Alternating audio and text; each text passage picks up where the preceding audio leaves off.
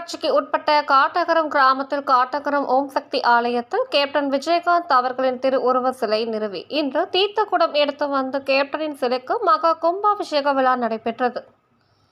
கிருஷ்ணகிரி மாவட்டம் போச்சம்பள்ளி அடுத்துள்ள காட்டகரம் ஸ்ரீ ஓம் சக்தி ஆலயம் சுமார் 8 ஆண்டுகளுக்கு முன்பு கட்டப்பட்டு பூஜை செய்து வந்த கீதா இந்த ஆண்டு தேமுதிக தலைவரும் மற்றும் விஜயகாந்த் அவர்களின் திருவுருவ சிலை வடிவமைக்கப்பட்டு அந்த சிலைக்கு இன்று பூரண மகா கும்பாபிஷேக விழா விமர்சையாக நடைபெற்றது.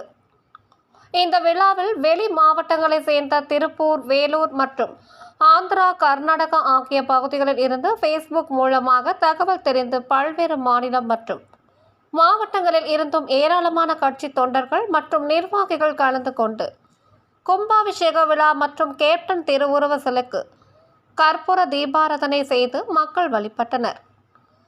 இப்பகுதியில் கேப்டன் விஜயகாந்த் அவர்களின் திருவுருவ சிலையை கோவில் வளாகத்திற்குள் அமைத்து வரும் பக்தர்களும் கேப்டன் அருளாசி பெற வேண்டும் என்ற நோக்கத்தில் அமைக்கப்பட்டுள்ளது என காட்டகரம் ஓம் சக்தி அம்மா கீதா அவர்கள் தெரிவித்துள்ளனர். அப்பகுதியில் கேப்டன் திருவுருவ சிலை கும்பாபிஷேக விழா நடைபெற்றது. இதில் ஏராளமான பக்தர்கள் சாமி தரிசனம் செய்தனர். உயிர்மை செய்திகளுக்காக செய்தியாளர் சகாதேவனுடன் செய்தி வாசிப்பாளர் வித்யா.